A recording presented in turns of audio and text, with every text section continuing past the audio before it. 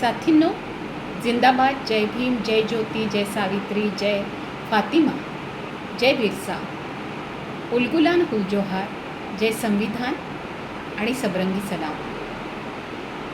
आज 15 ऑगस्ट स्वातंत्र्य दिनाच्या आपण सर्वांनी एकमेकांना सदिच्छा दिलेल्या आहेत. गेले काही दिवस आपण सर्वच जण स्वातंत्र्याचा गळा घोटला तर जाणार नाही ना अशा भीतीत होतो. 20 जुलैला ज्या पद्धतीने जंतर मंतरवर गोष्टी घडल्या, ज्या पद्धतीने तरुणांवर मारहाण करण्यामध्ये पोलिसांनी काहीही कमी ठेवली नाही, पोलिसांसोबतच नेमप्लेट नसलेले गुंडे हे गृहमंत्रालयाच्या आदेशाशिवाय कसे काय घुसले हा प्रश्न सतत आपण उपस्थित करतो आहोत. पण गृहमंत्र्यांना अजूनही एकदाही त्याच्याबद्दल खुलासा देण्याची गरज वाटली नाही. या देशामध्ये तरुणांनी प्रश्न विचारणं हा गुन्हा आहे आणि विशेषतः जी मुलं शिकत आहेत त्यांच्या नीटच्या पेपर लीक होण्याच्या प्रश्नावरून हे आंदोलन सुरू झालं.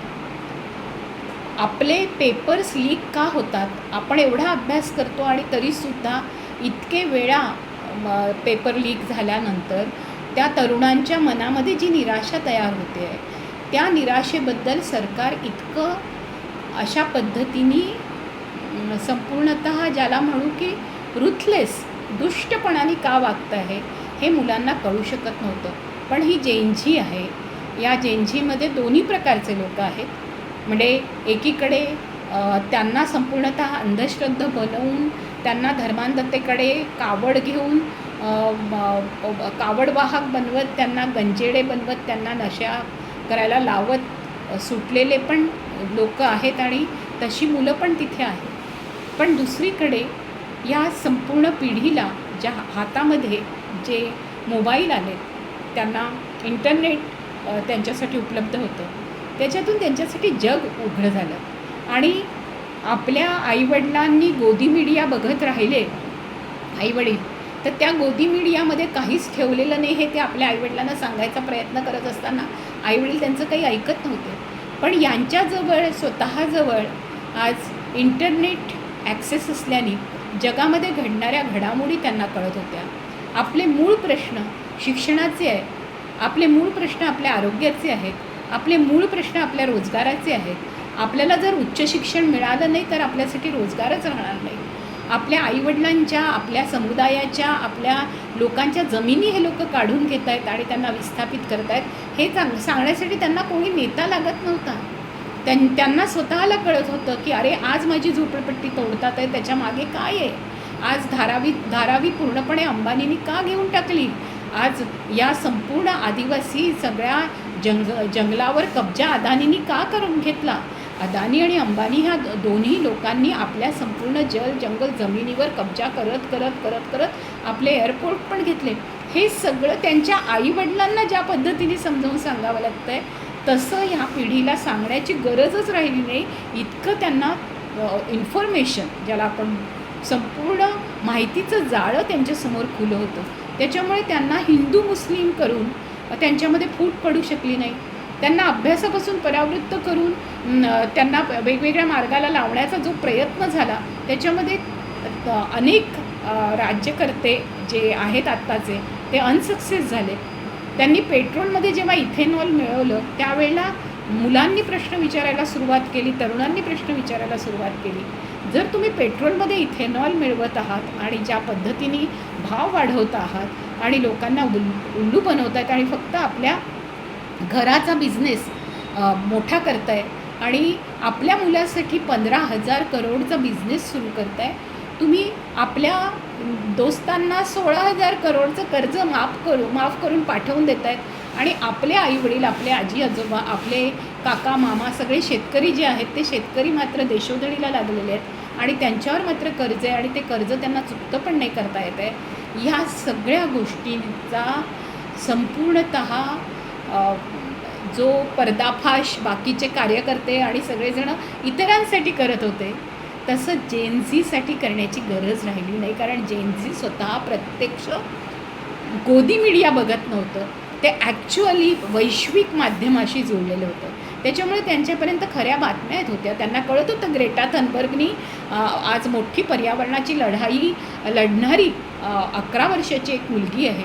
त्यांना माहिती होतं की आज संपूर्णतः ट्रम्पला ज्या पद्धतीने ममदानींनी पूर्णपणे एक लढत दिली आणि अमेरिकेमध्ये सुद्धा ट्रम्पला कोणीतरी लढत त्याच्या विरोधामध्ये देऊ शकतं, त्याच्या पक्षाशी लढू शकतं, त्याला संपूर्णतः पराभूत करू शकतं, अशा पद्धतीचा एक विश्वास. दुसरीकडे पूर्ण माध्यम असतील, आय टी सेक्टर असेल, AI असेल, ChatGPT असेल, याच्यातून ज्या पद्धतीचा एक संपूर्ण आर्टिफिशियल इंटेलिजन्सचा दुसरीकडे मारा असताना या मुलांचा बुद्ध्यांक हा प्रचंड मोठा आहे.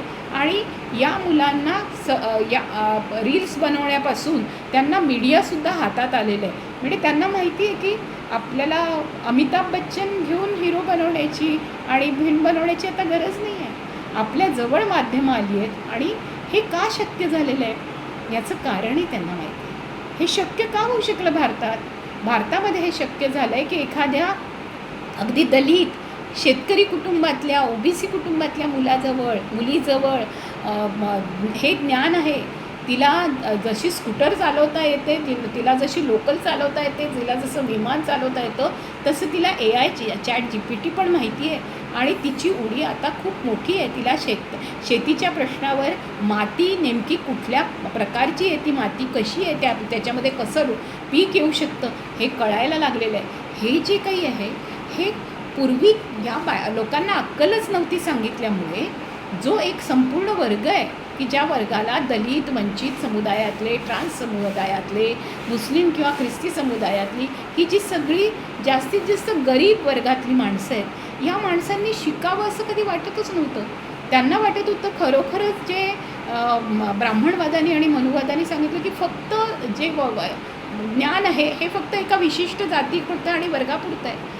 त्यांच्या लक्षात आलं की हे फक्त एका जातीपुरतं आणि वर्गापुरतं नाही आहे, हे आपल्याला सांगितलं गेलं, हे मनुस्मृतीतून सांगितलं गेलं. आणि त्याच्या विरोधामध्ये आपल्या हातामध्ये अतिशय मोठं सशक्त माध्यम, आपलं स्वातंत्र्य मिळालं. आजचा स्वातंत्र्याचा दिवस आहे, पण या स्वातंत्र्याच्या दिवसानंतर जेव्हा आपल्या हातामध्ये 1950मध्ये संविधान आलं आणि आपल्या हातात ज्या दिवशी संविधानाची ही ताकद आली आणि 26 जानेवारीला आपण त्या संविधानाच्या आधारावर संपूर्ण राज्य, प्रजासत्ताक राज्य, we the people of India असं म्हटलं, त्या दिवसापासून आपल्या देशामध्ये जन्माला आलेलं मूळ असेल, इथे राहणारे विशिष्ट काळापासून राहणारे सगळे नागरिक असतील, हे सगळे नागरिक या भारताचे नागरिक आहेत. या नागरिकांना सिद्ध करायची गरज नाही. इथले आदिवासी, इथले मूळ निवासी इथलेच आहेत. पण तरीसुद्धा सरकारने मनुस्मृतीसारखा एक दणका आणत खूप मोठ्या प्रमाणावर लोकांवर अत्याचार सुरू केले.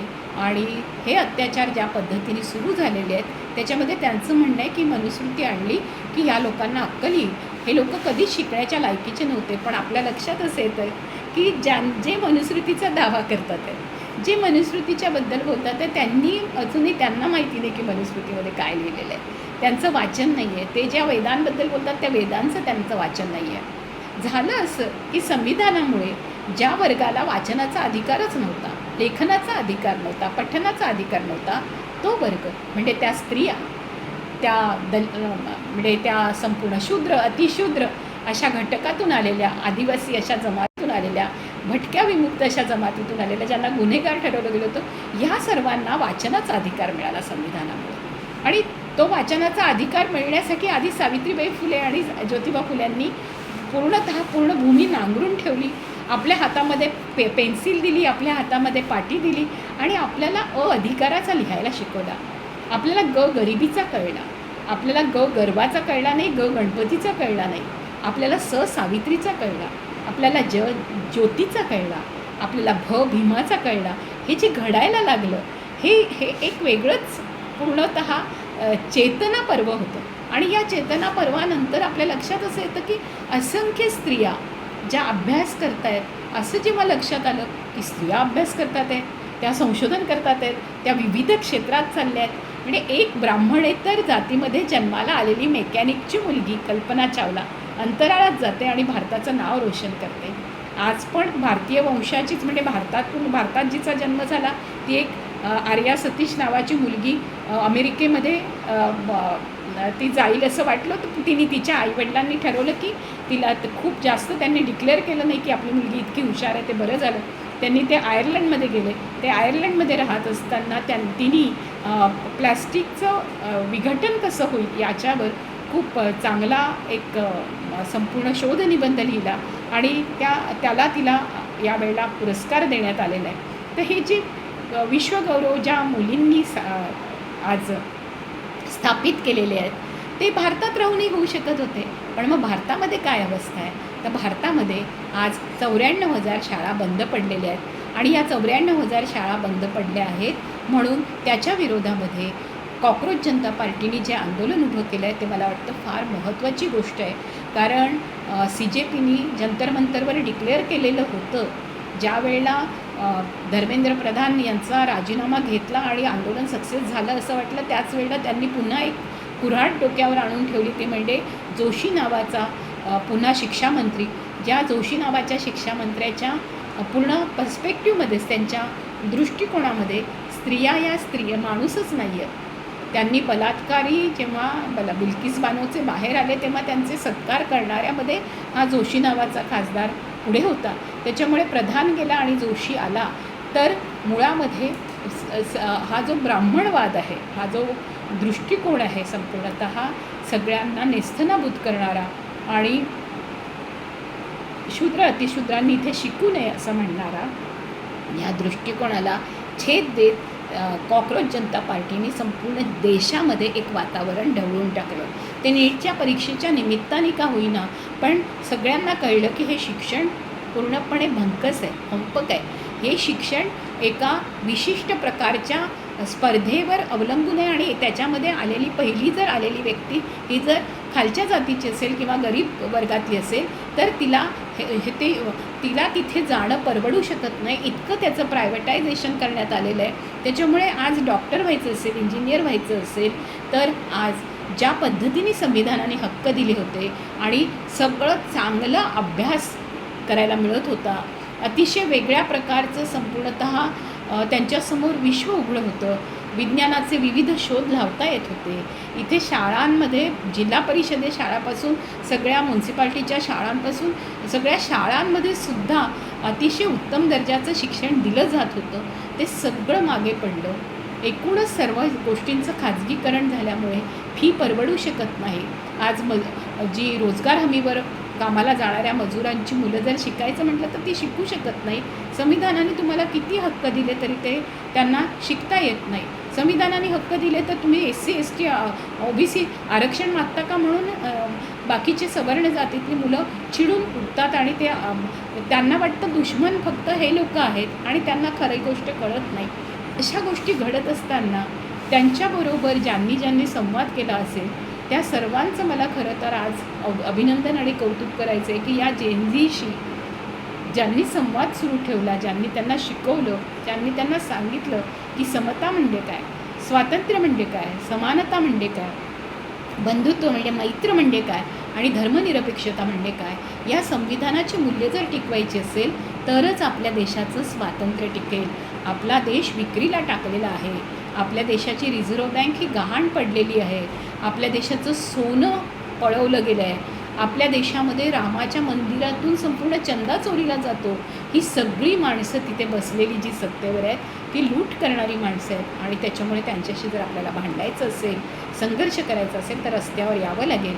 आणि हे या तरुण पिढीला चांगलंच कळलेलं आहे आणि संघर्ष करत असताना आपल्याला खरा शोध घ्यावा लागेल. आणि म्हणून शिकलो आहोत, संघटित झालो आहोत, संघर्ष तर करतो आहे, पण त्याच्या सोबतीने आता आपल्याला शोध घेऊन संशोधन करून रचनात्मक कामाला लागावं लागेल.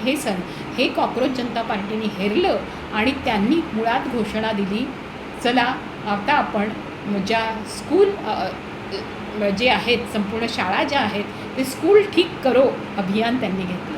हे जे स्कूल ठीक करो अभियान आहे म्हणजे सगळ्या शाळा बिघडवून टाकल्या आहेत, बंद करून टाकल्या आहेत. 94,000 शाळा बंद आहे म्हणजे काय आहे या देशाचं, या देशाचं शैक्षणिक भविष्य काय आहे.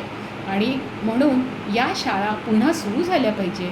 असंख्य जी मुलं आज शिक्षण क्षेत्राच्या बाहेर फेकली गेली आहे, त्यांचा अधिकार आहे. शिक्षण हा त्यांचा मूलभूत अधिकार आहे आणि शिक्षणासोबतच रोजगार येतो. त्याच्यामुळे उच्च शिक्षण आणि आणि त्यांच्या संपूर्ण जगण्याचा अधिकार, सन्मानाने जगण्याचा अधिकार त्यांना मिळाला पाहिजे. म्हणून CJPचं कौतुक आहे की आज 15 ऑगस्टच्या दिवशी त्यांनी अतिशय नेमका बरोबर मार्मिक घाव घालत एक वेगळं आंदोलन उभं केलं आहे आणि ते आहे संपूर्णतः स्कूल ठीक करो. मग स्कूल ठीक करोच्या अभियानाच्या पुढचा भाग राहणार आहे स्कूल ठीक करो. म्हणजे काय, तर स्कूल बंद आहेत, स्कूलमध्ये अनेक गोष्टी नाही आहेत, म्हणजे त्या ज्या बंद झालेल्या स्कूल आहेत त्या ठीक करो आणि स्कूल सुरू पण करो. म्हणजे स्कूल ठीक करो, स्कूल सुरू करो आणि स्कूल ठीक करो सुरू करोच्या पुढे जाऊन शिक्षण संपूर्णतः सरकारी करा आणि ते सर्वांना प्रत्येकाला सारखं मिळालं पाहिजे. कुणाला 1 लाख रुपये फी देता येते आणि कुणाला साधे 10 रुपये पण देता येत नाही. अशा परिस्थितीमध्ये आजची जी विसंगती आणि विपन्नावस्था आणि एक संपूर्ण मोठी दरी निर्माण झाली आहे, ही दरी मिटवायची असेल तर पहिल्यांदा आपल्याला शाळेच्या प्रांगणात जावं लागेल. आपल्याला शाळा कशा आहेत, त्यांच्या भिंती पडल्या आहेत, त्यांना काय झालेलं आहे, मुलांना एकाच वर्गामध्ये 8वी 9वी 10वीचे वर्ग भरवले जातात आहेत, एकाच याच्यामध्ये 6वी 7वी 8वी बसतात आहेत, अशी जी चित्र आहेत. आणि 1ली ते 4थी तर त्या मुलांना एकच शिक्षक आणि सगळ्या मुलांना एकाच वेळेला शिकवलं जातं आहे. अशी जी चित्र आहेत, ह्या संपूर्ण चित्रांना आता बाहेर आणतं आहे CJP आणि आपल्या देशामध्ये किती फोल ह्या गेल्या संपूर्ण 12 वर्षामध्ये केवढं नुकसान करून ठेवलं आहे. आणि प्रायव्हेटायझेशनच्या नावाखाली अतिशय मोठ्या प्रमाणावर श्रीमंत हे उच्च श्रीमंत झालेले आहेत, त्यांना लाखोचं कर्ज मिळू शकतं आहे आणि शेतकऱ्यांची, गरिबांची, जे जवान होते त्यामुळे आर्मीमध्ये होते अशा लोकांची, कास्तकरांची, कारागिरांची, कलावंतांची सगळी मुलं, उत्पादकांची ही सगळी मुलं आज रस्त्यावर आलेली आहेत. आणि म्हणून एक अतिशय अशा निराशेच्या अवस्थेतसुद्धा आज आपल्या हातामध्ये कॉक्रोच जनता पार्टीने येऊन एक उत्साहाचं वातावरण तयार केलं.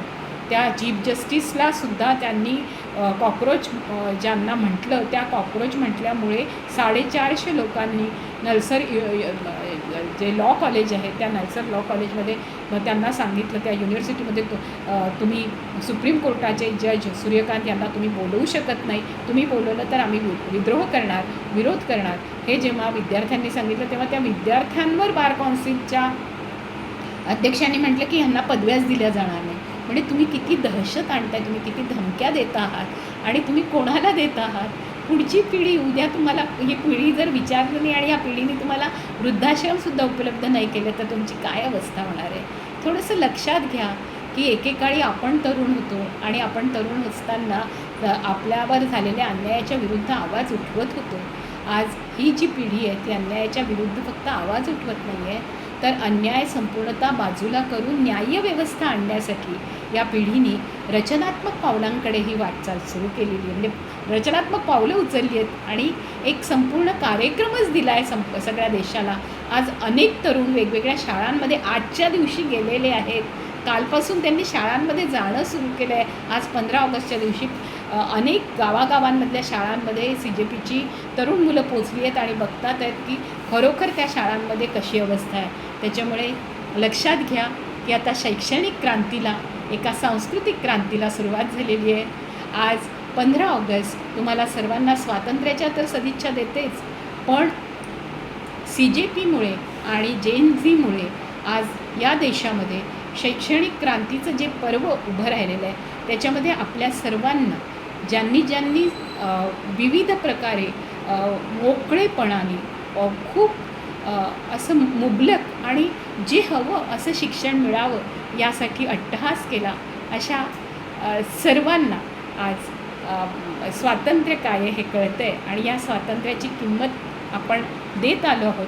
ती किंमत आज आपल्या पुढच्या पिढीला द्यावी लागू नये याच्यासाठी आपण सर्वांनी कर्तव्यदक्ष राहिलं पाहिजे आणि या आंदोलनाला भरघोस पाठिंबा देत स्कूल ठीक करो, स्कूल शुरू करो और स्कूल फिर से नियमित, सरकारी स्कूल नियमित रखो हे जे अभियान आहे सर्वांसाठी नियमित शाळा असल्या पाहिजे, सर्वांना शिक्षण मिळालं पाहिजे. हे खरं तर महात्मा ज्योतिबा फुले यांच्या द्विशताब्दी वर्षाच्या निमित्ताने आणि बाबासाहेब आंबेडकरांच्या महाडच्या चौदार तळ्याच्या शताब्दी वर्षाच्या निमित्ताने आणि मनुस्मृती दहन दिनाच्या शताब्दी वर्षाच्या निमित्ताने आज मला असं वाटतं फार चांगलं केलं आहे. अभिजित दीपके, सौरव दास, आशुतोष राका, नेहा वोरा, प्रियांका भारती, ह्या सगळ्या ज्या त्यांच्या मैत्रिणी आहे म्हणजे दानिश अली आणि अंजली, ह्या सगळ्या जणी, ह्या तरुण मुली, ही तरुण मुलं आज आपल्यासाठी एक मोठा आशेचा दीपस्तंभ झालेले आहेत. आणि म्हणून मला असं वाटतं आपण सर्वांनी त्यांच्यासोबत सुरात सूर मिळवून इन्कलाब जिंदाबादचा नारा दिला पाहिजे, आझादी मुबारक म्हटलं पाहिजे आणि या दुसऱ्या आझादीसाठी आपण सर्व मिळून अथक प्रयत्न करूया. जितका जीवात जीव असेल तेवढ्या आपण साथ आपल्या या तरुण पिढीला देऊया. यांच्या खांद्यावरून पुढचं जग बघायचं आहे आणि ते जग फार सुंदर असलं पाहिजे, जिथे सर्वांसाठी शिक्षण असेल, रोजगार असेल आणि आपल्याला हवं तसं जगण्याचं, हवं तसं खूप काही शिकण्याचं, आकाशात भरारी घेण्याचं असं स्वातंत्र्य या मुलांना असेल. त्यांच्यामध्ये भेदभाव नसतील, त्यांच्यामध्ये बंधुत्व आणि मैत्र असेल आणि खूप विविधतेने नटलेलं असं सबरंगी हे जग असेल. तर आपण या सर्वांना शुभेच्छा देत पुन्हा एकदा म्हणूया, हम सारे मांगे आज़ादी, हम गुलामी से आज़ादी, बलात्कार से आज़ादी, अत्याचार से आज़ादी, ये जो प्राइवेटाइजेशन है, निजीकरण है, उससे आज़ादी. हमें शिक्षा के लिए चाहिए आज़ादी, हमें आगे बढ़ने के लिए चाहिए आज़ादी, हमें हौसले हमारे बुलंद रखने के लिए चाहिए आज़ादी. हम सब महिला मांगे आज़ादी, हम सब भाई मांगे आज़ादी, हम सब मिलकर मांगे आज़ादी, सब भारतीय नागरिक मांगे आज़ादी. इस तरीके की धर्मांधता और जो सांप्रदायिकता है, जमातवाद है, उससे मांगे आज़ादी. आज़ादी आज़ादी, आज़ादी मुबारक, आज़ादी मुबारक.